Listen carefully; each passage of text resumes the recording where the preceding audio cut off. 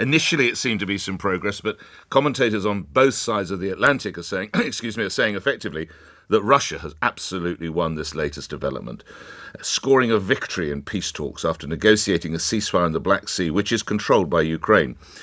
The US officials have brokered the negotiations. The two countries have agreed to refrain from attacking each other across the sea, but this comes against the background of Kyiv's routing of Russian warships and its control of shipping lanes off its southern coastline, which many commentators say has been one of its prime victories. Well, let's say the deal, as I say, has been done. This is how MSNBC, one of the US networks, broke the news.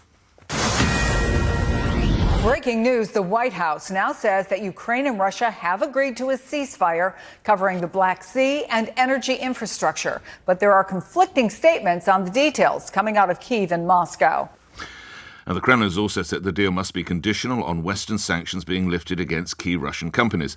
Speaking yesterday, Russia's Foreign Minister Sergei Lavrov says there must be clear guarantees from Washington to ensure the deal lasts. We will need clear guarantees, and there may be guarantees taking into account the sad experience of agreements with Kyiv. Guarantees may be the only result of a direct order from Washington to Zelensky and his team to do this and not any other way.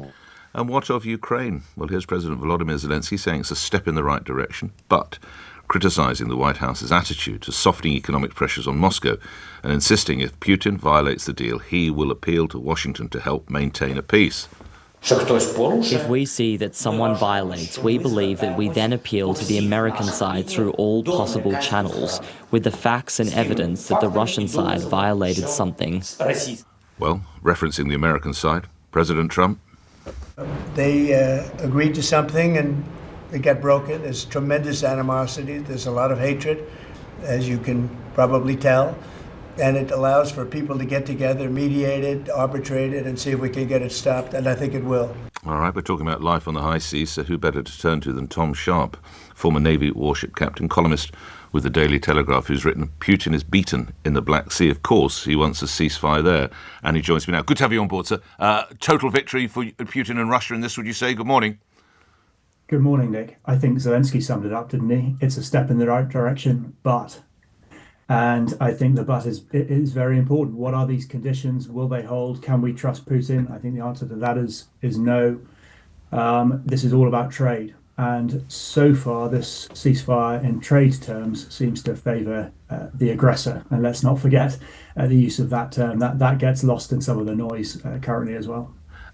Does Ukraine, obviously, personnel might not be lost, and that is a blessing. But what does Ukraine get from it, Tom? Well, not much, because they have won in the Black Sea. Again, won, lost, beaten. These are divisive terms. But in terms of securing their trade, they are back up to pre-war levels now, and have been for a long time, actually, ever since the grain deal failed in the middle of 23, and they had to re-establish dominance. And they've done so. They have forced the Russian Black Sea fleet so far east to make it virtually ineffective. Their fighting morale is lost, and they've lost about a third of their ships. So Ukraine has done, sort of via through thick and thin, achieved an awful lot. What this does, in my view, is it allows Russia to regroup, to rearm, to take stock, to start operating in the central Black Sea again, and effectively position itself much better to go again should the conditions for the ceasefire fail. You've got a unique combination here, Tom. You're a senior military bloke and you're a journalist. When the news first reached you, did you think, this is a glimmer of a chance? Or as you dug into the detail, you thought, well, they've just given Moscow everything it wants? Well, exactly in that order. Oh, is it right? Yeah. Yeah, I'm sort of a glass half full. Look, it's a step in the right direction. It's a step. Okay, let's just, it's like, it reminded me of the JCPOA, the sort of Iran nuclear deal in the 2015s and 16s. That was a bad deal, but it was a deal. It was something. It was something that was written down. It was something that was agreed on. And in the binary world of conversations around this war, you can lose sight of the fact that small progress is still progress. And that was my first thought. But then, of course, as you start digging into the conditions that Putin is laying down, that Washington seem happy to accept, then it looks less and less like a decent step forward. Lastly, on the subject of binary, there's no more binary politician in the world than President Trump. He's been portrayed in cartoons and other areas almost as a poodle to Putin. How does he emerge from this, would you say, Tom? Well, it's all about the art of the deal, isn't it? But I've yet to see any evidence of him being particularly good at that. This seems to me to be the art of the deal that favors him and Putin, and not the person that was invaded and has been at war and losing thousands of people ever since. So it's a deal. I'm just not convinced yet it's a particularly good one. Tom, thanks for your time this morning. Tom Sharp was a former Royal Navy warship captain and he's columnist with the Daily Telegraph. The piece, Putin is beaten in the Black Sea. Of course he wants a ceasefire there. Let's turn to a Ukrainian view now. Svitlana Moronets is a Ukrainian journalist and a staff writer with The Spectator. How do you imagine this is going down in Kyiv and with most of Ukraine? Good morning.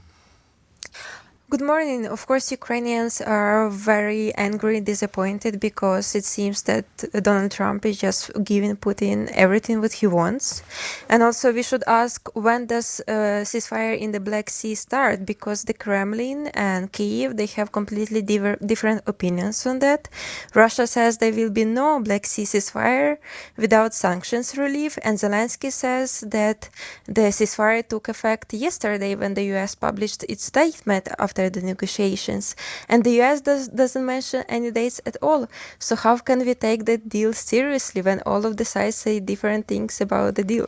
Well, it's interesting you say that, Svitlana, because that's pretty much what a lot of the commentators are saying. So can I ask you, and I know you, but why did Ukraine sign up to it?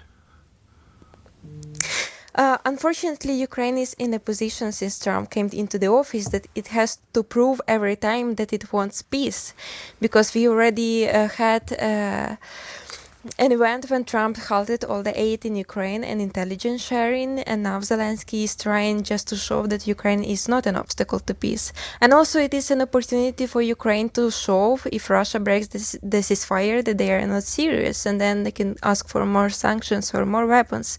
Although I'm not sure that Trump is really ready to punish Russia if they break the ceasefire.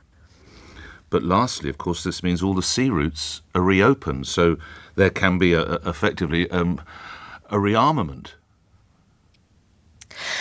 No, because Russia's condition of the Black Sea deal was that all the ships of the civilian vessels will not be used for military purposes, and they will be. Do you believe that, Svitlana? That's the concern, is it not? That they might say that, but you know, unless you go through the hold of every single ship, you don't know what's going to be in it, do you? In reality.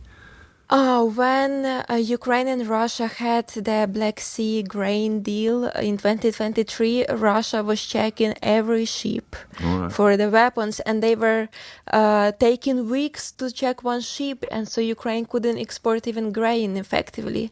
And the problem, we don't know what was in this deal. Will Russia be checking the ships again? All right, Svitlana, thank you. Svitlana Moronets is a Ukrainian journalist and a staff writer with The Spectator, 14 minutes after 7. Well, as my previous contributor said, everything about President Trump is the art of the deal. But a good deal is when both sides walk away from the table happy. There's a little bit in the mouth for both of them. Can you see anything here, really, that works? Apart from it might mean that military personnel don't lose their lives, which is fantastic, obviously. But the way people are reading it, and listen, Tom Sharp knows far more than I ever do about these things. He's both a former Royal Navy captain and he's a defence journalist. But Russia now effectively gets control back of its own shipping lanes off the southern coast. So it can bring in, and I take what Svitlana's just told us, but it can bring in what it wants. And it wants the sanctions eased. And what have they given in return? Absolutely nothing, isn't it? And this is all what President Trump says is the way of bringing peace?